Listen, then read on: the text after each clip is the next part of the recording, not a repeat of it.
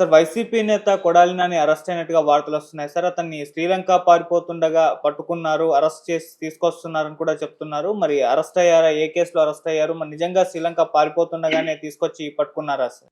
Kodali Nani arrest అనేది పెద్ద shocking వార్త ఏం కాదు నిజానికి. ఎప్పటినుంచో ఆయన అరెస్ట్ చేస్తారని డే 1 నుంచి కూడా అంటున్నారు.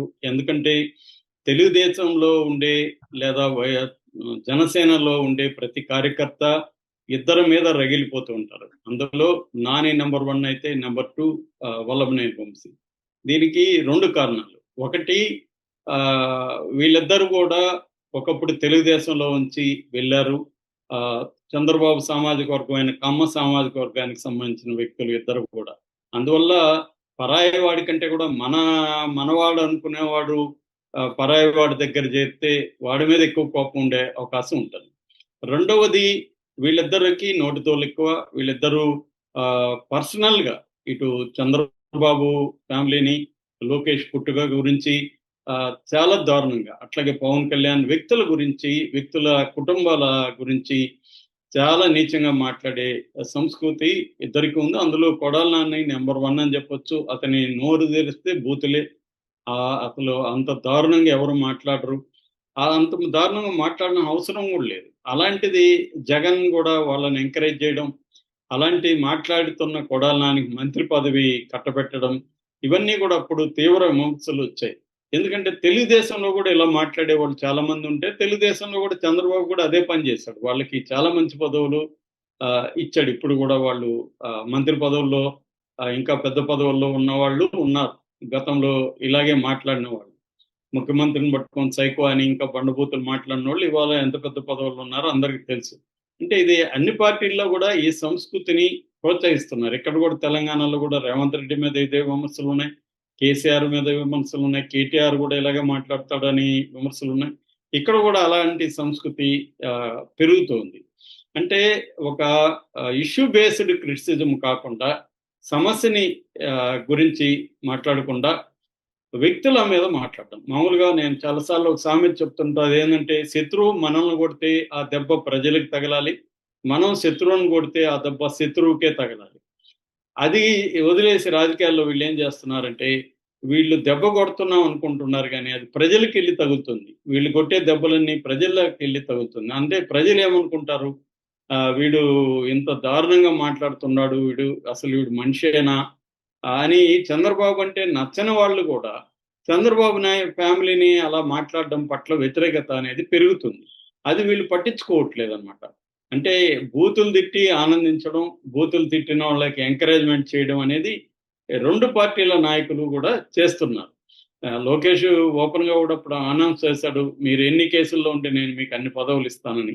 ఇది కాదు. మీరు ఎంత ప్రజలకి సేవ చేస్తే అంత పదవులు ఇస్తానని మాట్లాడాలి తప్ప, మీరు ఎన్ని కేసులు పెట్టించుకొని వస్తే అంత ఇస్తానని మాట్లాడడం అనేది కరెక్ట్ కాదు. అందువల్ల పీపుల్ సెంట్రిక్ పాలిటిక్స్, ప్రజల కేంద్రంగా రాజకీయాలు చేయడం మానేసి వీళ్ళు ఒకరిని వ్యక్తులు తిట్టుకోవడం. పోనీ అట్లా ఉంటారా వీళ్ళు, మళ్ళీ కలిసిపోతారు. అట్లా బూతులు తిట్టుకున్నోళ్ళంతా మళ్ళీ ఈ పార్టీలోకి వస్తారు, ఆ పార్టీలోకి వెళ్తారు. మనకు ఆశ్చర్యం వేస్తుంది. ఇన్ని బూతులు తిట్టినోళ్ళు ఎలా వచ్చారండి. ఇప్పుడు షర్మిల ఎవరిని, మన రేవంత్ రెడ్డిని దొంగ అనిపించింది. ఇప్పుడు వాళ్ళిద్దరూ ఒకటైపోయి మళ్ళీ పెళ్ళిళ్ళు పిలుచుకోవడాలు అన్నీ కలిసిపోయారు. కానీ సో దీనివల్ల ఏమవుతుందంటే, ఒక బ్యాడ్ కల్చర్‌ని వీళ్ళు ఇంట్రడ్యూస్ చేసి తీసుకెళ్లారు. అందులో కొడాలి నాని నంబర్ 1 ఉంటాడు కాబట్టి, కొడాలి నానిని అరెస్ట్ చేయడం పెద్ద ఆశ్చర్యం లేదు. ఎందుకంటే తెలుగుదేశం ప్రభుత్వం అధికారంలోకి రాకముందే తెలుగుదేశం పార్టీ గాని, పవన్ కళ్యాణ్ కానీ పదే పదే ఇవే చెప్పారు. మేము అధికారంలోకి వస్తే ఒక్కొక్కటి తాడు తీస్తాం, కడ్డాయాలతో నిలబెడతాము, లాక్కెళ్తాం, ఇదే భాష మాట్లాడారు. సో అదే చేస్తున్నారు కూడా. సో అందువల్ల ఆల్రెడీ ఇప్పుడు వల్లభనేని వంశీ గత 4 నెలల నుంచి జైల్లో ఉన్నాడు. అతన్ని జగన్ బయటికి తీసుకురావడంలో ఫెయిల్ అయ్యాడు. కోర్టుల్లో కేసులు బెయిల్‌లో వస్తున్నా కూడా కొత్త కేసులు పెట్టి లోపలేస్తున్నారు. అతని ఆరోగ్యం దారుణంగా ఉన్నప్పటికీ అతనికి ప్రైవేటు వైద్యం అందించకుండా ఎక్కడో గవర్నమెంట్ హాస్పిటల్‌లోనే చూపించుకుంటూ తిరుగుతున్నారు. సో ఈ నేపథ్యంలో కొడాలి నాని పరిస్థితి ఏందంటే, కొడాలి నానిని ఎందుకు ఇంకా అరెస్ట్ చేయలేదని తీవ్రమైన ఒత్తిడి. వీళ్ళు గతంలో ఇలాగ ప్రకటనలు ఇచ్చి రెడ్ బుక్‌లో మేము పేర్లు ఇవన్నీ ప్రిపేర్ చేశారు కార్యకర్తలను కూడా. అంటే అధికారంలోకి రాగానే ఫస్ట్ ప్రయారిటీ ప్రజలకు సేవో లేకపోతే మంచి అభివృద్ధో లేకపోతే వెల్ఫేరో గవర్నెన్సో ఇది కాకుండా వైసీపీ మీద రివెంజ్ తీర్చుకోవాలి అన్న ఒక దీన్ని తీసుకొచ్చేశారు ప్రజల్లో. దీనికి జగన్ కూడా చంద్రబాబు ఎంత బాధ్యుడు, జగన్ అంతకంటే ఎక్కువ బాధ్యుడు. ఎందుకంటే జగన్ ప్రభుత్వం ఉన్నప్పుడు కూడా ఆ భయంకరమైన అరాచకాలు చేయడం, విమర్శలు చేసే వాళ్ళ మీద కేసులు పెట్టడం, సోషల్ మీడియా వాళ్ళు కేసులు పెట్టడం, కొట్టడం, ఇవన్నీ భయంకరంగా చేయడంతో, అట్లాగే ఒక కమ్మ సామాజిక వర్గాన్ని గట్టిగా టార్గెట్ చేయడంతో ఎప్పుడూ లేని విధంగా కమ్మ సామాజిక వర్గం యునైట్ అయ్యి ఎంత డబ్బులైనా ఖర్చు పెడతాం మేము జగన్ ఓడించండి అనే స్థాయికి వెళ్ళారు. దాని ఫలితం అనుభవించారు. దాని తర్వాత ఇప్పుడు కూడా మీ ఏదన్నా కానీ జగన్ పార్టీలో ఉండే ఇట్లాంటి వాళ్ళని అరెస్టులు చేసి కుమ్మండి అన్న పద్ధతులకి ప్రజల్లో లేకపోతే కార్యకర్తల్లో కూడా వచ్చేసింది. ఈ నేపథ్యంలో వరుసగా పిన్నెల్లి దగ్గర నుంచి స్టార్ట్ అయిన వరుసగా అరెస్టులు జరుగుతూనే ఉన్నాయి. చాలా మంది మీద లుకౌట్ నోటీసులు జారీ చేశారు. మొన్నటికి 2 రోజుల ముందు కూడా చెవిరెడ్డి భాస్కర్ రెడ్డి బెంగళూరు నుంచి విదేశాలకు వెళ్తుంటే ఆయన బెంగళూరులో లుకౌట్ నోటీసులు ఉన్నాయి కాబట్టి అక్కడ పోలీసులు ఆయన అదుపులోకి తీసుకొని ఆంధ్ర పోలీసులు అప్పగించారు. అలాగా కొడాలి నాని గతంలో అరెస్ట్ చేయాలనుకున్నారు, కానీ ఆయన ఆరోగ్యం బాగాలేదని చెప్పి ఏఐజీలో జాయిన్ అయ్యారు. అక్కడి నుంచి ఆయనకు 3 చోట్ల వాల్వుల్లో బ్లాక్స్ ఉన్నాయని చెప్పారు. దాంతో ఆయన ఏషియన్ హార్ట్ ఇన్స్టిట్యూట్ ముంబైలో డాక్టర్ రమాకాంత్ పండే ఆయన దగ్గర బైపాస్ సర్జరీ చేయించుకున్నారు.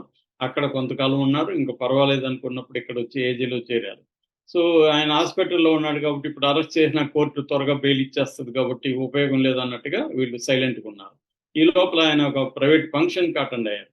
సో అంటే ఆయన బాగానే ఉన్నాడు కదా, ఈయన పారిపోతాడేమో అన్నట్టుగా తెలుగుదేశం నాయకులు డీజీపీకి కంప్లైంట్ ఇచ్చారు. ఆయన పారిపోయే అవకాశాలు ఉన్నాయి, అమెరికాకు పారిపోతున్నాడు అని చెప్తున్నారు అని ఇచ్చారు. దాంతో డీజీపీ ఎల్ఓసి అంటారు, లుకౌట్ నోటీస్ అంటారు. ఈ లుకౌట్ నోటీసుల్ని జారీ చేశారు. ఈ లుకౌట్ నోటీసులు అనేవి అన్ని ఎయిర్పోర్ట్లకి వెళ్ళిపోతాయి అనమాట. వీళ్ళ ఫోటోలు, వీళ్ళ పాస్పోర్ట్ వివరాలు అన్ని వెళ్ళిపోతాయి. సో ఆ లుకౌట్ ఇది ఉన్నవి అక్కడ రెడ్ మార్క్ తో ఇదైపోయి ఉంటాయి. వీళ్ళు అక్కడ పాస్పోర్ట్ ఇవ్వడానికి, వీసా చూపించడానికి వెళ్ళగానే కొట్టగానే వాళ్ళకి లుకౌట్ నోటీసులు వచ్చేస్తాయి అనమాట. వాళ్ళని అలో చేయడం. సో అలాగా ఇతని మీద కూడా లుకౌట్ నోటీసులు జారీ అయ్యాయి. మరి అది తెలిసి కూడా ఇతను ఎందుకు కలకత్తాకి వెళ్ళాడు, అక్కడ నుంచి కొలంబోకి ఎందుకు వెళ్తున్నాడు అనేది తెలియదు. ఆయనకు కూడా తెలుసు కదా లుకౌట్ నోటీసులు జారీ చేశారు, మనం ఏ ఎయిర్పోర్ట్కి వెళ్ళినా పట్టుకుంటారని ఆయనకు తెలుసు. ఈయనేమో మన చెవిరెడ్డి భాస్కర్ రెడ్డి అయితే నాకు తెలియదు లుకౌట్ నోటీసులు జారీ చేసినట్టు అని చెప్తున్నాడు. తెలియకపోవచ్చు, మనకు కూడా న్యూస్ రాలేదు. కానీ కొడాలి నానికి లుకౌట్ నోటీసులు జారీ చేసినట్టు మనం కూడా ఒక స్టోరీ కూడా చెప్పుకున్నాం. సో క్లియర్గా లుకౌట్ నోటీసులు ఉన్నప్పుడు అతను ఎందుకు వెళ్ళాడో తెలియదు. మొత్తానికి కలకట్టా నుంచి వెళ్తే అక్కడికి లుకౌట్ నోటీసులు వెళ్ళలేదు అనుకున్నాడా ఏమో తెలియదు. అతని లాజిక్ ఏదో ఉంటుంది కదా, అతనేమో అమాయకుడు కాదు. సో ముంబై వెళ్ళి, ముంబై నుంచి కలకట్టా వెళ్ళి, అక్కడి నుంచి కొలంబో పారిపోవాలని ప్లాన్ చేశాడని చెప్తున్నారు. అక్కడ వాళ్ళు ఎయిర్పోర్ట్లో అధికారులు పట్టుకొని అతన్ని ఇక్కడ గవర్నమెంట్కి ఇన్ఫార్మ్ చేశారు. ఇక్కడ నుంచి పోలీసులు వెళ్ళి కలకట్టా నుంచి ఆయన్ని తీసుకొస్తున్నారని చెప్తున్నారు. అసలు ఆయన మీద ఏ కేసులు ఉన్నాయంటే ఒక కేసు కాదు, అది చాలా పెద్ద కేసులు ఉన్నాయి. రైతు మోషే అతను ఇతని మీద ఒక కేసు పెట్టాడు. అతని పొలాన్ని, అతని ఆస్తులను ఆక్యుపై చేశాడని, వాలంటీర్లను బలవంతంగా రాజీనామా చేశారని ఒక కేసు ఉంది. తర్వాత ఇంకా దుర్వ్యాఖ్యలు అంటే వీళ్ళని అందరూ బూతులు తిట్టడం, దాని మీద చాలా కేసులు ఉన్నాయి. అవి కాకుండా ఇసుక కుంభకోణం, మట్టి కుంభకోణం, భూ కుంభకోణాలు, వీటి మీద కేసులు, రకరకాల కేసులు ఉన్నాయి. తర్వాత ఈ టిట్కో ఇళ్లలో అవకతవకల మీద కేసులు ఉన్నాయి. ముఖ్యంగా జగనన్న కాలనీలో మెరక దీన్ని అమ్మేసి దాదాపు 45 కోట్లు ఆయన అవినీతికి పాల్పడ్డాడని అంటున్నారు. అట్లాగే విద్యుత్ దీంట్లో మీటర్లు వాటికి సంబంధించి అక్రమాల్లో విజిలెన్స్ కమిషన్ ఇతను నేరం చేశాడని తేల్చింది. అట్లాగే 2022లో అక్రమంగా క్యాసినో నిర్వహించాడని ఒక కేసు ఉంది. ఆటో నగర్లో ఒక గోడౌన్లో మద్యం ఉంటే అక్రమంగా దాన్ని ఖాళీ చేయించాడని ఆయన మీద కేసు ఉంది. దాంతో అప్పుడు జేసీ మాధవీల కలెక్టర్ మీద కూడా కలిపి కేసు పెట్టారు. తర్వాత భీమేశ్వర స్వామి, వేణుగోపాల స్వామికి సంబంధించిన భూములు 9 ఎకరాలు ఇతను ఆక్యుపై చేశాడు, ఆ ఫైల్ కూడా మాయం చేశాడు అనేది కూడా కేసు ఉంది.